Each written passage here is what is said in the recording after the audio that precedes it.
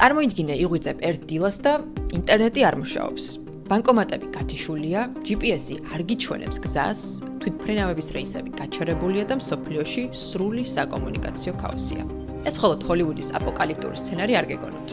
ეს სავსებით შესაძლებელი რეალობაა და თან ამას არ სჭირდება არც ომის დაწყება და არც ბომბის ჩამოვარდნა. ეს ყველაფერი შეიძლება მოდიოდეს ზემოდან. ამიტომ ამ ეპიზოდში ერთად დავიხედოთ რა ხდება მაღლა, კოსმოსში, რომელიც დღეს დიდი ძალების დაპირისპირების ერთ-ერთი მთავარი არენაა, თუმცა ამაზე იშვიათად ვსაუბრობთ. სანამ ამ მეტად საინტერესო თემაზე გადავალთ კი, შეამოწმე ხარ თუ არა ჩემი გამომწერი და დავიწყოთ. მე ვარ ქეთევან ჭინჭარაძე, ეს კი დამოუკიდებელი ანალიტიკური ინიციატივა ცნობისთვის. ჩვენ ხშირად ვსაუბრობთ დაპირისპირებაზე ხმელეთზე, წყალში თუ ჰაერში, მაგრამ თანამედროვე ტექნოლოგიური რბოლა დიდი ხანია გასცდა დედამიწას და დღეს, ისე როგორც არასდროს, ორბიტაზეც იმატებს დაძაბულობა.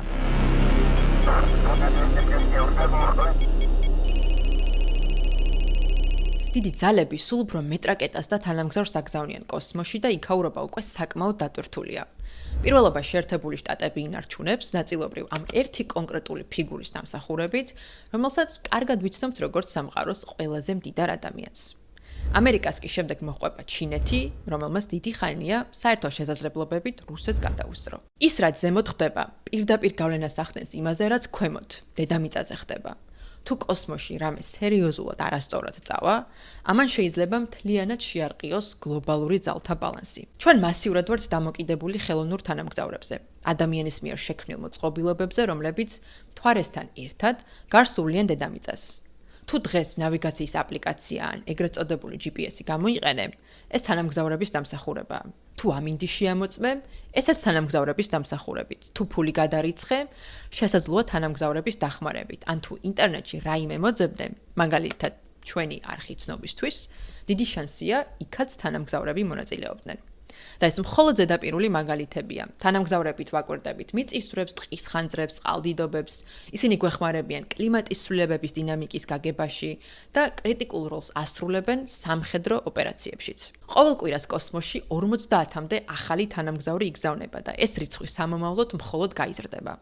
ეს არის ერთ-ერთი გამშვები პუნქტი ფლორიდაში, ამერიკის საჰაერო ძალების ბაზაზე და მსგავსი პუნქტები მსოფლიოში ბევრია სხვადასხვა კუთხეში. დღეს კოსმოსში 12,000-ზე მეტი აქტიური თანამგზავრია. აქედან 8,500-ზე მეტი შეერთებულ შტატებს ეკუთვნის. დაახლოებით 1,500 ეკუთვნის რუსეთს, 1000-მდე კი ჩინეთს, რომელსაც შემდეგ მოყვებიან დიდი ბრიტანეთი, იაპონია, ინდოეთი, საფრანგეთი, გერმანია, იტალია და კანადა. ასეთია კოსმოსური ათეული. აქედან უმრავლესობა კომერციული გამოყენების თანამგზავრია, თუმცა სამხედრო თანამგზავრებიც ბევრია და აქაც იგივე სამეული ლიდერობს. ერთი განსხვავებით. ჩინეთს რუსეთზე მეტი სამხედრო თანამგზავრი აქვს. შეხედეთ ამ სურათს. ეს წერტილები დედამიწის ხელოვნური თანამგზავრებია. ევროპის კოსმოსური სააგენტო კი ვარაუდობს, რომ 2030 წლისათვის დედამიწის გარშემო 100,000-მდე თანამგზავრი იქნება. დღევანდელთან შედარებით თითქმის 10-ჯერ მეტი. სატელიტები ზოგჯერ გადამწყვეტია საომარ სტრატეგიაშიც. მაგალითად 2022 წლის 24 თებერვალს, როცა რუსეთი უკრაინაში შეიჭრა, კოორდინირებულმა კიბერთავდასხმამ მნიშვნელოვნად დააზიანა სატელიტური კომუნიკაციები უკრაინასა და ევროპაში. ათასობით ადამიანს ინტერნეტთან წვდომა შეუწყდა არა მხოლოდ უკრაინაში, არამედ გერმანიაში, საფრანგეთში, უნგრეთში, საბერძნეთში და სხვა ქვეყნებში. ხოლო გერმანიაში სატელიტური კავშირის დაკარგვის გამო 6,000-მდე ქარის ტურბინა დაზარალდა. და რა მოხდა? KSAT-ის თანამგზავრულ სისტემას, რომელიც ტელეკომუნიკაციას აწვდის ძირითადად ევროპის რეგიონს, ჰაკერები დაესხნენ თავს, რაშიც შეერთებულმა შტატებმა და ევროკავშირმა რუსეთი დაადანაშაულეს. KSAT-ი ინტერნეტს უზრუნველყოფს არა მხოლოდ გერმანული ქარის ტურბინებისთვის, არამედ უკრაინის სამხედრო ძალებისთვისაც. შესაბამისად, თავდასხმელებმა მიზანში ამოიღეს ის მონაცემები, რაც ამ თანამგზავრებით გადაიცემა და ის სისტემები, რომლებიც ამ მონაცემებს გადასცემენ. ამ თემაზე დეტალური სტატია West Point-ის თანამედროვე ომის ინსტიტუტში გამოვაქვეყნეთ და ვისაც გაინტერესებთ, ბმულს აღწერაში დაგიტოვებთ. კიბერუსაფრთხოების ექსპერტების აზრით, რუსეთის მიზანი იყო უკრაინული ძალების კომუნიკაციის დარღვევა სამხედრო თავდასხმამდე. ალბათ გახსოვთ, რომ მაშინ უკრაინამ ინტერნეტ კავშირი ნაწილობრივ აღადგინა ილონ მასკის Starlink-ის დახმარებით, რაზეც ცოტა მოგვიანებით ვისაუბრებთ, ამიტომ ბოლომდე დარჩით ჩვენთან ერთად. როგორც ხედავთ, სატელიტებზე თავდასხმა დედამიწიდანაც შეიძლება და ამისათვის კიბერთავდასხმებთან ერთად არსებობს სხვა მეთოდებიც. ყველაზე გავრცელებულია იმ რადიო სიგნალების ჩახშობა ან გაყალბება, რომლებსაც ვიყენებთ სანავიგაციოდ. GPS-ი არის ყველაზე თვალსაჩინო მაგალითი. არსებობს ეგრეთ წოდებული სპუფინგი, ანუ ყალბის სიგნალების გაგზავნის პრაქტიკა, რაც ნამდვილ სიგნალებს ფარავს და გზას უბნევს პილოტებს. არის კიდევ ჯემინგი, სიგნალების საერთოდ ჩახშობა. ასეთ შემთხვევაში თვითმფრინავი სანავიგაციო მონაცემებს საერთოდ ვერ იღებს, რაც შეიძლება ფატალურად დასრულდეს.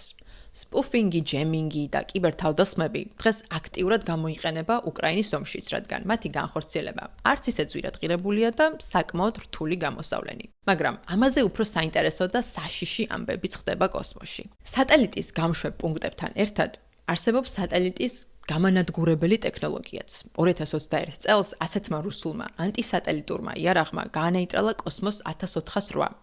მოძველებული საბჭოთა თანამგზავრი, რაც შემდეგ აღქმული იყო როგორც რუსეთის კოსმოსური შესაძლებლობების დემონსტრირება. ასეთი ქმედებები კი საკმაოდ საშიშია, რადგან დარტყმის შედეგად წარმოქმნილმა ნამსხვრევებმა შეიძლება დააზიანოს ან სრულიად გაანადგუროს სხვა თანამგზავრები კოსმოსში. როგორც ამ ვიდეოზე ჩანს, უამრავი ნარჩენი ნაწილაკი მოძრაობდა მაშინ დედამიწის ორბიტაზე და კოსმოსის სატელიტური ნარჩენებისაგან გათავისუფლება კიდევ ცალკე თემაა. მოსალოდნელი საფრთხის გამო საერთაშორისო კოსმოსური სადგურის ISS-ის 7 ასტრონავტი და კოსმონავტი იძულებული გახდა დაახლოებით 2 საათის განმავლობაში თავი შეეფარებინათ საიუზისა და დრაგონის კაფსულებში. ცნობისთვის, კვლევითი ცენტრი და ევაკუაციის ნორმები კოსმოსშიც არსებობს. ISS-ი არის დაახლოებით ფეხბურთის მოედნის ზომის კოსმოსური აპარატი, რომელიც დედამიწის გარშემო ორბიტაზე მოძრაობს და შეიცავს როგორც საცხოვრებელ სივრცეს, ასევე უნიკალურ სამეცნიერო ლაბორატორიულ შენაერთებს შეერთებული შტატებიდან, რუსეთიდან, იაპონიიდან და ევროპიდან. ეს ხომალდი საათში 28,000 კმ/სთ სიჩქარით მოძრაობს. რაც ნიშნავს იმას, რომ ის დედამიწას სრულ წრეს ურტყამს ყოველ 90 წუთში. საიუზი და დრაგონი კი არის კოსმოსური კაფსულები. ტრანსპორტი, რითაც ასტრონავტები და კოსმონავტები დედამიწიდან ISS-ზე ხვდებიან და უკან ბრუნდებიან. საიუზი არის რუსული 10 წლეულების გამოცდილების მქონე ხომალდი, რომელიც 1960-იანი წლებიდან გამოიყენება და დიდი ხნის განმავლობაში იყო ერთადერთი გზა ISS-ზე მისასვლელად. დრაგონი კი არის SpaceX-ის მიერ შექმნილი თანამედროვე კაფსულა, რომელმაც 2020 წლიდან შეერთებულ შტატებს მისცა შესაძლებლობა დამოუკიდებლად გაეშვა საკუთარი ეკიპაჟი კოსმოსში. ორივე ტიპის ხომალდი ISS-ის სადგურთან სამაშველო ნავებივითაა მიერთებული და საგანგებო სიტუაციის შემთხვევაში ეკიპაჟს შეუძლია მათში გადასვლა და დედამიწაზე დაბრუნება. კოსმოსი არც ერთი ქვეყნის საკუთრება არ არის და თქვენ ახლა ხედავთ, როგორ თბილად გადასცა NASA-ს SpaceX-ის გუნდმა ISS-ის მართვა რუს კოსმონავტს 2025 წლის მარტში, როცა ამერიკელებს დედამიწაზე უწევდათ დაბრუნება. და ეს არის მაგალითი იმისა, რომ მწვავე დაპირისპირების დროსაც კი შეიძლება არსებობდეს საერთო ინტერესი დიდ ძალებს შორის. რუსეთმა შეიძლება საკუთარი თანამგზავრის განადგურებით აჩვენა, რომ მას სხვა ქვეყნის თანამგზავრის განადგურებაც შეუძლია, მაგრამ ის არ არის ერთადერთი. ეს ჩინეთსაც გაუკეთებია, ინდოეთსაც და შეერთებულ შტატებსაც. ჩინეთის ახალი შიჯიან 21 ტიპის სატელიტი კიდევ უფრო დიდ შეშფოთებას იწვევს, რადგან ამ მოწყობილობას სავარაუდოდ აქვს ბადე და რობოტული მკლავი. ოფიციალური ვერსიით ეს კოსმოსური ნარჩენების მოსაშორებლად გამოიყენება, მაგრამ ამ სატელიტის მაღალი გარჩევადობის ზუსტი ფოტოები საჯაროდ არ გამოქვეყნებულა და რეალურად არავინ იცის ზუსტად რასთან გვაქვს საქმე. თუმცა დღემდე არც ერთ ქვეყანას სხვა ქვეყნის სატელიტი არ გაუნადგურებია, რაც ექსპერტების აზრით მხოლოდ დროის საკითხია. თუ ვიდეოს ჯერ კიდევ უყურებ, ესე იგი ფაქტებზე დაფუძნებული გეოპოლიტიკური ანალიზი შენთვისაა, ამიტომ არ დაგავიწყდეს არხის გამოწერა, რათა პირველმა გაიგო მსოფლიოს ყველაზე აქტუალური მოვლენები. რა კი გავარკვიეთ, რა ტიპის შეტევები ხდება კოსმოსში, ახლა განვიხილოთ მთავარი მოთამაშეები და ვნახოთ, ვინ შეიძლება მოიგოს ახალი კოსმოსური რბოლა. კოსმოსური ეპოქის ისტორია შეერთებული შტატების მტკივნეული მარცხით და საბჭოთა კავშირის ტრიუმფით დაიწყო. 1957 წელს საბჭოთა კავშირმა კოსმოსში პირველად გაუშვა ხელოვნური თანამგზავრი სპუტნიკ 1 და მალევე ორბიტაზე გააგზავნა ძაღლი ლაიკაც.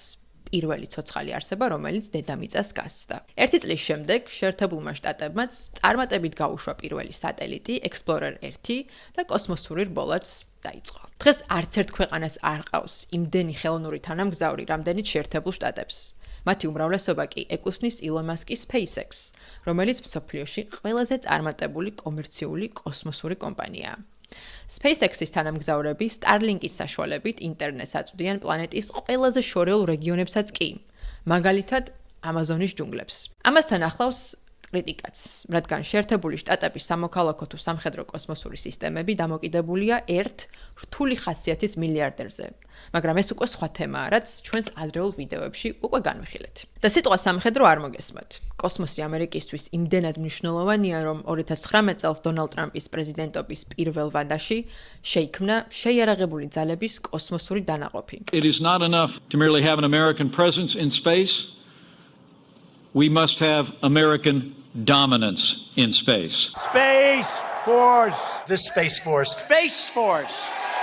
People love that. ვაშინგტონი თვლის, რომ კოსმოსურ ინოვაციებთან ჩამორჩენა ამერიკის გეოპოლიტიკური პოზიციებისთვის იქნება ფატალური. ამიტომაც კოსმოსური ძალების ბიუჯეტი მზარდია. წელს მათი დაფინანსება 40 მილიარდ დოლარამდეა, რაც 2025 წელთან შედარებით 11 მილიარდით მეტია. ეს მილიარდები კი იხარჯება ახალი ქვედანაყოფების შექმნაში და ტექნოლოგიების განვითარებაში. მაგალითად 2023 წლიდან რამშტაინში, გერმანიაში, მოქმედებს ამერიკის ახალი საჰაერო ბაზა, სადაც განთავსებულია ამერიკის კოსმოსური ძალების, ევროპისა და აფრიკის სარდლობა. შეერთებული შტატები რჩება წამყვან კოსმოსურ ძალად. თუმცა, უფრო საინტერესოა, რა ხდება მის მეტოქეებს შორის. რუსეთი კოსმოსურ განვითარებას ჩამორჩა.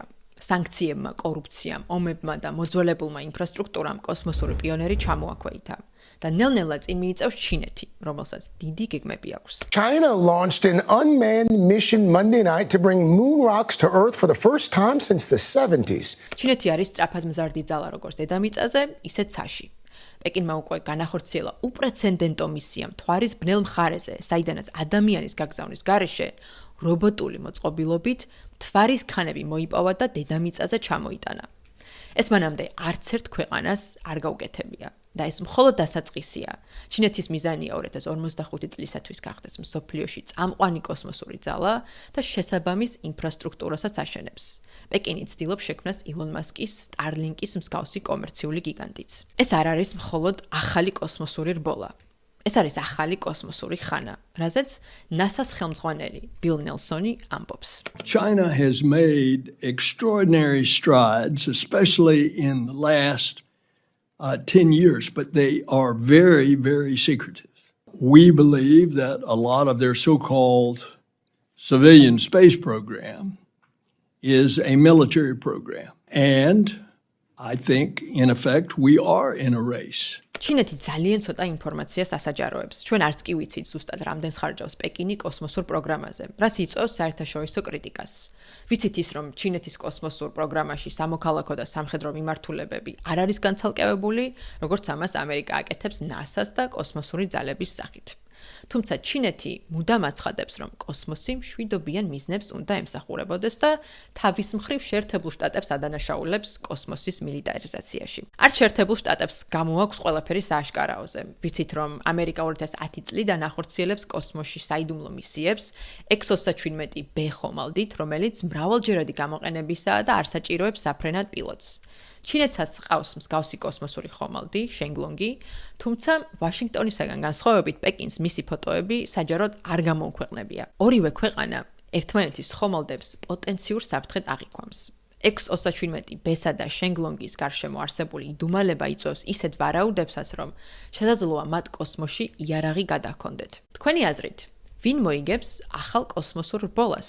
შეერთებული შტატები, ჩინეთი თუ ამ ეტაპისთვის ჩამოქვეითებული რუსეთი. დღევანდელი მდგომარეობით ვიცით მხოლოდ ის, რომ კოსმოსის მნიშვნელობა სულ უფრო იზრდება და ორბიტაც სწრაფად იტვირთება.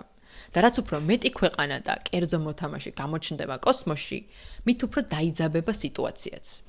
ამ დროისთვის ამ თამაშს ბევრი წესი არ აქვს. ძირითადი სამართლებრივი ჩარჩო გარესივრცის ხელშეკრულება 1967 წელს შეიქმნა და კოსმოსურ საქმიანობას მხოლოდ ზოგადად არეგულირებს. მაგალითად ის კრძალავს ბირთვული იარაღის განთავსებას კოსმოსში, მაგრამ არაფერს ამბობს ანტისატელიტურ იარაღზე ან ილონ მასკის ბოლოდროინდელ გრანდიოზულ ხედვაზე, რომ კოსმოსში შეიძლება განთავსდეს ხელოვნური ინტელექტის მონაცემთა centrები.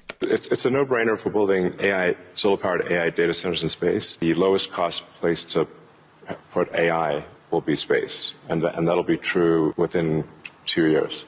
maybe three at the latest. ამიტომ ინოვაციების ზრდასთან ერთად მოსალოდნელია სამართლებრივი ჩარჩოს ცვლილებაც. რომ დავფიქრდეთ, კოსმოსში მიმდინარე პროცესები, დედამიწაზე მიმდინარე პროცესების ანარეკლია. ამიტომ სანამ არსებობს დიდ ძალებს შორის კონკურენცია, ქვემოთ, მიწაზე, მანამდე იქნება ასეც აშიც. უბრალოდ კოსმოსი სწრაფად ხდება დაპირისპირების კიდევ ერთი არენა, თანამგზავრთა ქსელებითა და მათი განადგურების შესაძლებლობებით. საქართველო კი ამ ახალ კოსმოსურ ეპოქაში ჯერ მხოლოდ მაყურებლის როლშია. ვსატახნით გეოპოლიტიკასაც რომ გადავუხვიოთ. ჯეფ ბეზოსის, ამაზონის დამფუძნებლის კოსმოსური კომპანია Blue Origin-ი კოსმოსური ტურიზმის წამოწყებას უკვე ცდილობს. და ალბათ ნახეთ მისი მეუღლის, კეითი ფერისა და სხვა ცნობილი ქალბატონების 4-წუთიანი სუბორბიტალური მოგზაურობა კოსმოსის ზღვარზე. SpaceX-იც აგზავნის კერძო პირებს კიდევ უფრო შორს დედამიწის ორბიტაზე. ამიტომ ვინ იცის, იქნებ ჩვენც მალე შევძლოთ დედამიწის კოსმოსიდან დანახვა და თქვენ თუ წახვიდოდით. გამიზიარეთ კომენტარებში. აქვე შეგახსენებთ, რომ არ დაგავიწყდეთ არხის გამოწერა. ამ ღილაკზე დაჭერით, უფრო მრავალფეროვანი კონტენტისთვის კი გამომყევით Instagram-ზე, TikTok-ზე, Spotify-ზე და ახლა უკვე Facebook-ზე. რა თქმა უნდა, საუკეთესო საშუალებაა ჩვენი ვებგვერდიც fyigeo.com, სადაც ერთ სივრცეში შეგიძლიათ იპოვოთ ვიდეოც, სტატიაც და აუდიო ვერსიაც თქვენთვის სასურველ თემაზე. მადლობა ერთგულ მაყურებელს, შევხვდებით ამ ვიდეოში.